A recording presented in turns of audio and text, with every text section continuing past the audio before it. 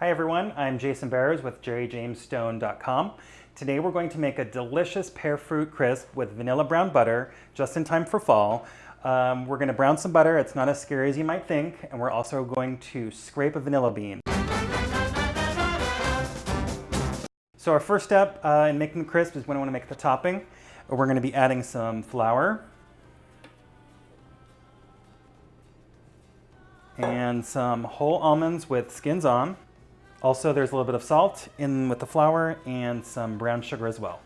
All right, we're going to pulse this until it's nice and homogeneous. You want that all the almonds to be nice and mixed in there. So probably about, I would say 15 to 17, 18 pulses. So it's gonna get real loud, but here we go.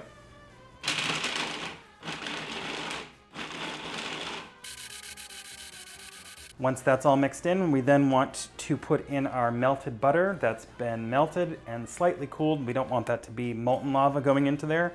And then we'll pulse this as well. We basically want the whole mixture to be kind of like the consistency of wet sand.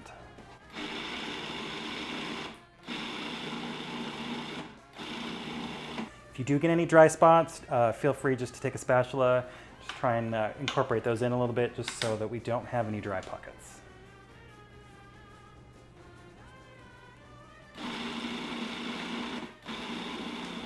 All right, now that's all mixed. The next thing we want to do is we want this mixture to cool in the fridge for about an hour minimum, a couple hours preferable. You can also make this ahead of time, day before. It can sit in your fridge for 24 hours. It's not going to have any adverse effects. So we're just going to put this in a bowl and we're going to have that chill for a bit.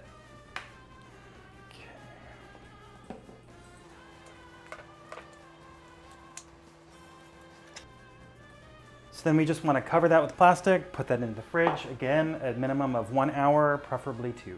The reason why we want the topping to be in the refrigerator is because we want the butter to be nice and cold so that when it goes into the hot oven, it doesn't just melt right on into the pears. We want that to be nice and crunchy, and we want the chunks to stay intact. So that's the reason why it's very important that that mixture is as cold as possible before you put it in the oven. All right, so the next step is we are going to split and scrape the bean. So in order to do that, I always find it's a little bit easier to kind of fluff up the bean a little bit. That way it's not too flat. Usually when they come from the store, they're a little flat. So if you can just kind of make them a little bit more round, when we cut them, it'll prevent us from cutting through the back of the bean as well.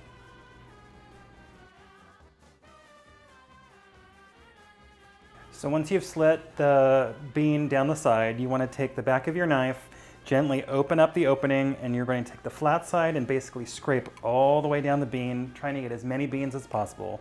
These little beans are not cheap, so we want to make sure that we get every bit of this bean as we possibly can. Okay, once you've scraped your bean, just take all those and just, we're going to put them in the pan. Just scrape them all against the edge there. And we're also going to take the split pod and we're going to put that into the pan as well. Okay, now that we've got our scraped vanilla bean and our butter in the pan, we're going to brown it, and I will show you exactly what to look for. As your butter starts to boil, it'll actually get kind of frothy and it will look like it's boiling out of control, but once the butter goes a little bit further, it will actually calm down a little bit, and that's just the milk solids kind of solidifying, and that basically is what drops down to the bottom of the pan, and that's what you get when you brown the butter. It's basically just browned milk solids. So you want to make sure that you stir fairly often. You don't want it to get a hot spot and burn in one area, so you can either swirl your pan or stir it, whatever you'd like.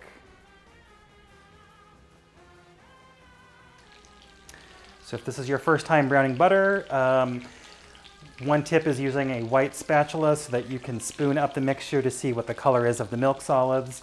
It can also be a challenge if you have a dark colored nonstick pan. You might not also get to see exactly how your butter's doing, so that's just something to look out for with the tools that you're using. So as you see, the mixture is getting pretty frothy. We are getting closer to when those milk solids are going to solidify and start turning brown. Still got a bit. So at this stage, it can go from not brown to brown in an instant. You do not want to walk away from this pan at this point. Otherwise, you're going to have dark and burnt butter, and that will not taste good at all. So you'll start to smell a kind of a nutty flavor. The butter is starting to turn a little bit golden, so I think we're pretty close here. All right, our next step is to make the filling. We're going to put the brown sugar, granulated sugar, flour, and a pinch of salt into a bowl. You want to mix that together. So next we're adding our pears, and these are peeled and coarsely chopped. Additionally, I'm going to add some pear brandy. If you don't have that at home, any kind of fruit brandy will work. If you don't have that, maybe a pear nectar, or you could also just leave it out. This is basically just going to bump up that pear flavor to just really take it to the next level. So we're going to add brandy in there, and then we're going to toss just to coat everything in the bowl.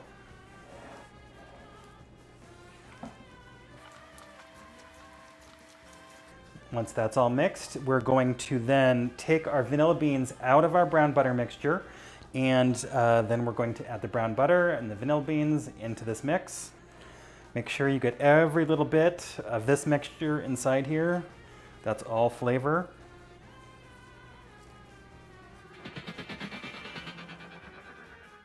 All right, and now we're ready to assemble.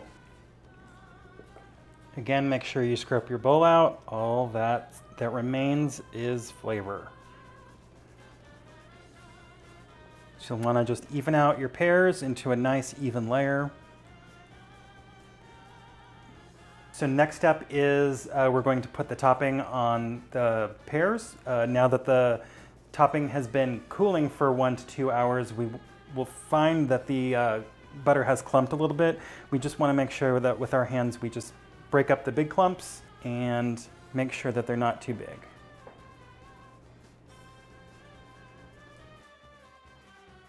So you'll want to make sure that the layer is as even as possible. Don't forget the corners. They need some love too.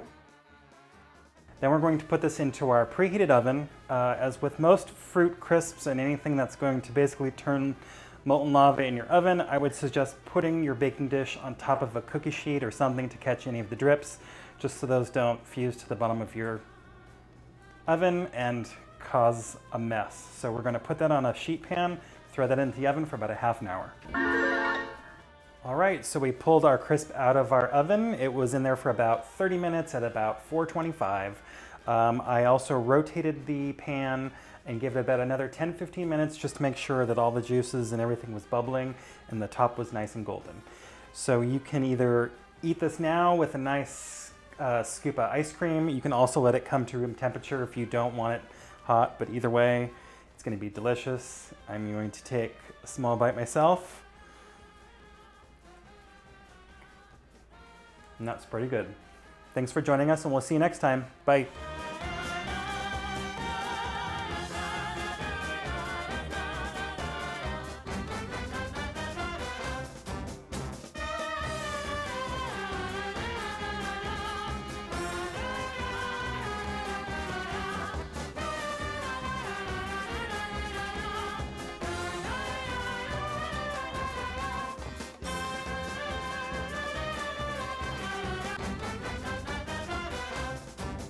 So thanks for joining us, and let's take